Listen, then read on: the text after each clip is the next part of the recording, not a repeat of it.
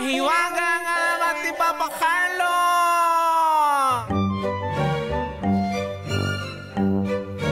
Noong unang panahon, hirap na hirap ang mga ancestors natin makita ang kalayuan. Diba ngayon, sa technology, may zoom, kaganyanin mo lang, oh. Lalo na yung mga bagong phone ngayon. Cellphone, no? Grabe. Layo. Oh. Mula, di ba, may nakita nga ako, mula dito sa BGC, kita yung, sinuzoom lang, ginaganon lang, kita na yung windmills, yung minotor ko, yung pililya, sa Rizal. Oo, kitang-kita na. Sierra Madre, izozoom mo lang. Paano kaya yung unang panahon? Yung mga ancestors natin. Paano estilo, no? Oo. Paano nila, ano? Anong ginamit nila para makita ang kalayuan at masigurado na safe? Ito syempre ginawa ito ng mga travelers. Okay, ngayong umaga, alamin ang totoong kwento sa likod ng isang magandang imbensyon.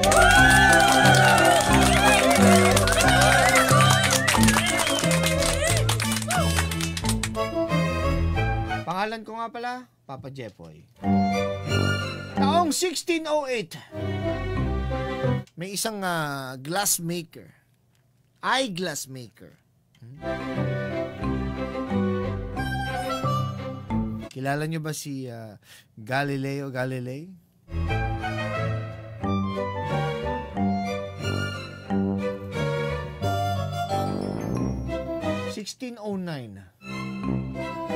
Merong disenyong ginawa itong si Hans Lippershey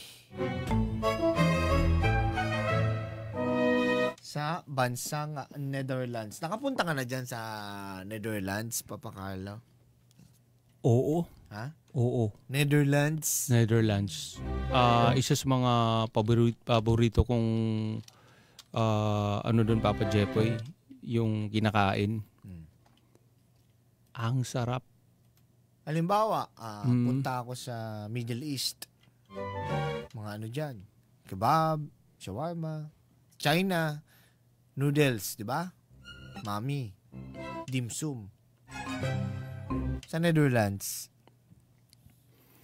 sa Netherlands, yung tawag nito, yung sandwich nila. Sarap. Anong pangalan ng sandwich? Bami.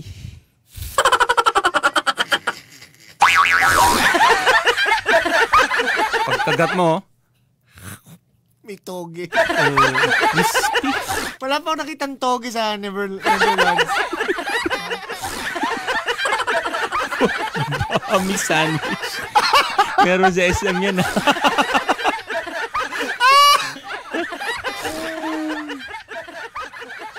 Sino mga ano dyan? Tawag dyan?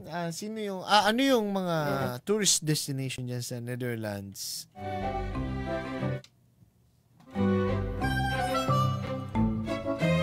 Halimbawa, pupunta yung mga nakikinig, yung mga nanonood sa TikTok. Anong masuggest mo na hindi dapat palagpasin? Well, pag pumunta dyan sa Netherlands. Nung lumanding kami dyan sa Netherlands, Papa Jepoy, yung pinaka-famous nila, yung beach. May beach dyan sa Netherlands? Oo. Ano pangalan? Bali.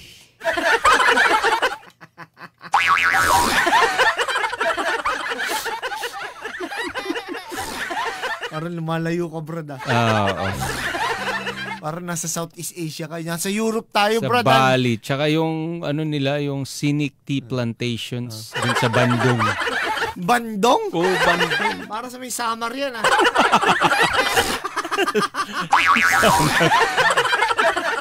dito sa may Malanday, sa Obandong. Ano ba yan? Amsterdam ba ang ano yan? Amsterdam. Tama. Netherlands. Sa taas ng Belgium. Ngayon, itong device na isa sa magandang imbensyon. Taong 1609, si Galileo Galilei.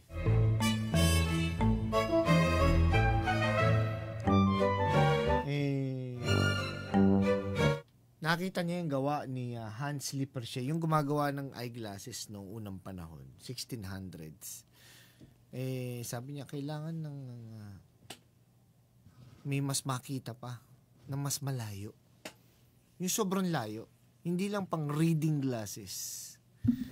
Paano pag may gusto tayong mabasa o makita sa sobrang layo, yung kilometers, hundreds of kilometers away? Yan ang kanyang tanong. Sabi, teka, design tayo. Nag-design sila ngayon. Ano yung dinesign nila, Papa Jepoy? Hindi nagustuhan ni Galileo. Yung design? Si Galileo Galilei, ano yan, astronomer. Sabi niya, sige nga, akin na patingin nga. Nakita niya. Para gagawa tayo mas mainam pa dyan. Pahiram ng disenyo mo. Pero ano lang natin, improve lang natin ba? Sige pare, testingin mo. Si Galileo ngayon, Papa Carlo, in-improve niya ngayon, malayo talaga.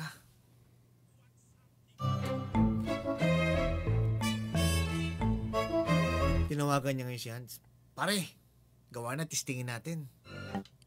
Nasaan sila? Netherlands. Pare, punta ka Belgium. Boundary lang. Pare, punta ka Belgium. Ilang kilometers yung pinuntahan niya? Layo. Oo. Gaano kalayo? Mga 700. Layo na! 700 Sabi pare, at least ka na. 700 square meters. Centimeters. Boundary lang eh. Boundary nga lang. Sabi nga ganun. Matras ka lang pare. Matras siyang ganun. Di palit ng palit niyo yung si Hans. Pare, dali mo to. Sabi, Ano yung binigay? yung telescope. Telescope. Yung gawa ni Galileo Galilei. Mhm. Pare, dalhin mo to. Testingin mo. Tigisa tayo. Sige, atras pa! Maatras siyang ganun. Maatras, di palayo ng palayo, palit ng palayo. Pare, palit ka na. Pareho sila may hawak na telescope? Oo. Okay. Sabi, pare, atras ka ba? Sabi, di na marinig. Ano? Pare, atras! Atras pa! Sige ba? Di sumisigaw na kasi palayo ng palayo. Di madinig. Ngayon, atras na, hindi na madinig, kumakaway na lang. Pare, hilig mo ba ako? Sabing ganon. Mm. Pare, gamitin mo na! Sabi, tingnan mo. Titignan ngayon. Oo. Pagtingin niya, Ang lapit. ang lapit. Oo. Harapan! Oo, harapan talaga. Sabi niya, Galileo. Gumulong. Galileo, kitang-kita kita. Narinig mo ba ako? Ay, bumubulong. Tinanggal niya uli. No. Pare, kita, pare! Tumigaw na naman. Kasi maliit eh. Mm. Di pare, suot mo! Suot niya. Galileo. Pare, sabi, bakit ka bumubulong? Takbo siya ngayon. Pare, bakit ka bumubulong? Bakit ka bumubulong? Pare, lapit mo. Sa harap lang kita. Ba't kita sisigawan?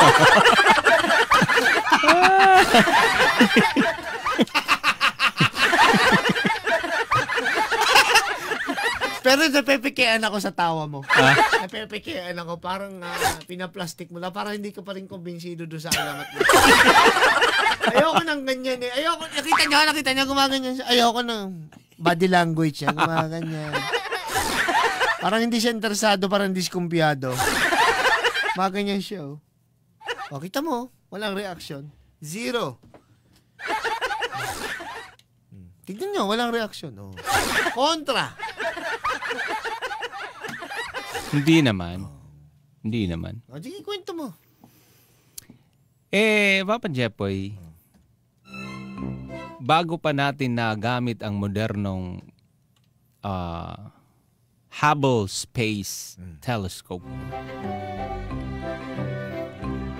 Nagsimula ang teleskopyo bilang isang simpleng imbensyon noong 1608. Kita mo, may version din siya. Kita mo, meron din siya. May taon din. 1608 ito, Papa Jeffoy.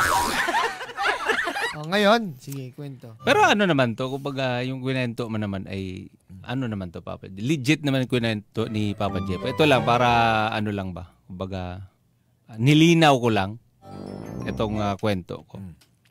1608. Ang unang kilalang patent para sa isang teleskopyo ay isinumite ng isang Dutch na optician na si Hans Lippershey. Hindi mo nabanggit ito kanina, di ba? Yan yun. Ito yun. Okay. Yan yung kausap ni... si Hans yung bumubulong. Siya yung... Galileo. Si Hans yun. So ayun, yung dalawa na yun, tama naman yung sinabi ni Papa Jeffoy. Tama naman yung kinukwento niya. Itong dalawang to ay involved talaga sa pagdiskubre ng telescope. Etong si Hans Lippershey, Papa Jeffoy, ang unang nagparehistro ng teleskopyo.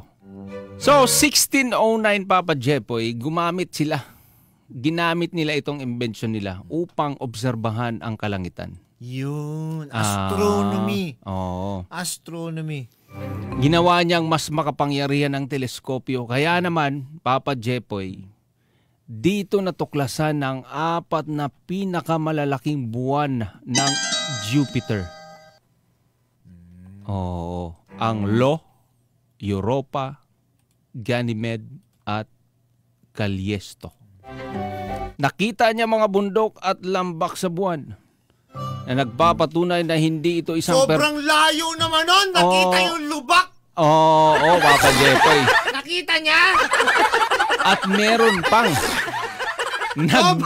merong lubak. Pare, telescope? Telescope. Pag ganun niya, kita niya Jupiter. Nakita niya sa Pati lubak. Pati lubak. At doon sa bundok, nakita niya. Ang isang dump truck at isang pahinante nasa ilalim. Nagluluto. May pahinante pa. Sigurado ka sa Jupiter yan? Sa Jupiter ito. Wala sa Tarlac? Wala sa Tarlac lang. Nandun nagluluto at nagsising-sing sa ilalim ng may duyan pa. May duyan. Kasi magsesemento na sila. Isesemento na. Gagawin ng sementado yung moon. Ayun, Papa Jeffoy, nakita niya mga bundok at lambak sa buwan na nagpapatunay na hindi ito isang perpektong bilog gaya ng paniniwala noon. At napansin niya na ang Milky Way ay binubuo ng napakaraming bituin. Nakita niya sa telescope. At natuklasan niya na may mga phase ang Venus na sumusuporta sa teoryang ang araw hindi ang daigdig, ang sentro ng ating sistema. Pag ni Galileo Galilei sa telescope, ganun nagsisemento. Nagsisemento. Kasi yung isa naka-soft drinks, naka-gano'n. May hawak na cobra. May hawak na cobra. Anong oras siya? Mga 3 p.m.? 3 p.m. May nagmamasa. Sigurado ka sa Jupiter yan. Drawing na yan. Hindi mo makapaniwala dun eh. At dahil sa kanyang natuklasan, binago niya ang pananaw ng mundo, ang astronomiya, bagamat nakulong siya ng simbahan dahil sa kanyang mga paniniwala. Ang teleskopyo ni Isaac Newton noong 1668, Papa Jeffoy. Si Isaac Newton, matalino rin yan. Si Sir Isaac Newton ay nag-imbento ng reflecting telescope na gumagamit ng salamin, mirrors sa halip na lente upang makuha at ituon ang liwanag. Dahil dito mas lumiwanag at lumawak ang kakayahan ng teleskopyo. At sa modernong teleskopyo at ang Hubble, Papa Jeffoy, ngayon, may mga teleskopyong inilagay sa kalawakan tulad ng mga sikat na Hubble Space Telescope na inilunsad noong 1990, Papa Jeffoy. At dahil nasa labas ito ng atmosphere ng daigdig, hindi ito naapektuhan ng polusyon sa hangin at mas malinaw nitong nakikita ang universe. At ito lang, 2021, inilunsad naman ang James Webb Space Telescope na mas advanced at may kakayahang makita ang mas malalayong bahagi ng universe kaysa sa Hubble. Mga kagiliw-giliw na katotohanan, Papa Jepoy. Wala akong pakialam, i-drawing mo na. Sayang ang oras. Masyado mo na ako nasasapawan. Oras na para ikaw ay pumalpak. Masyado nang mataas ang iyong lipad. Hihilay na kita pababa. Masyado nang totoo ang mga pinagsasabi mo. Kailangan mo nang magkamali. I-drawing mo na kung anong nakita ni Galileo Galilei. I-drawing mo ha, yung point of view talaga ha, yung sa bilog mismo ng telescope. Gusto ko makita. Jupiter at Saturn itong nakita niya, Papa Jepoy. Dalawa. Oo. Sa telescope yan ha. Yan ang ina-expect namin eh. Okay, patingin. Ganda ng Jupiter at saka...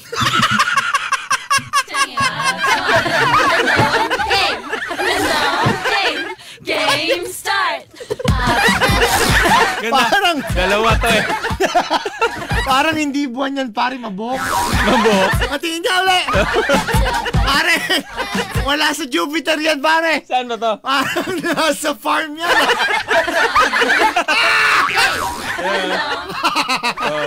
Hindi outer space yan. Balls yan eh. Baka yan. Baka ba to? Baka. Law-law ah.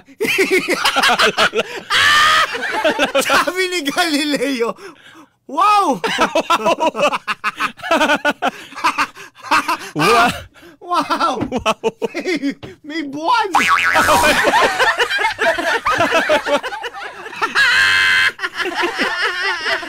Ano ba yan?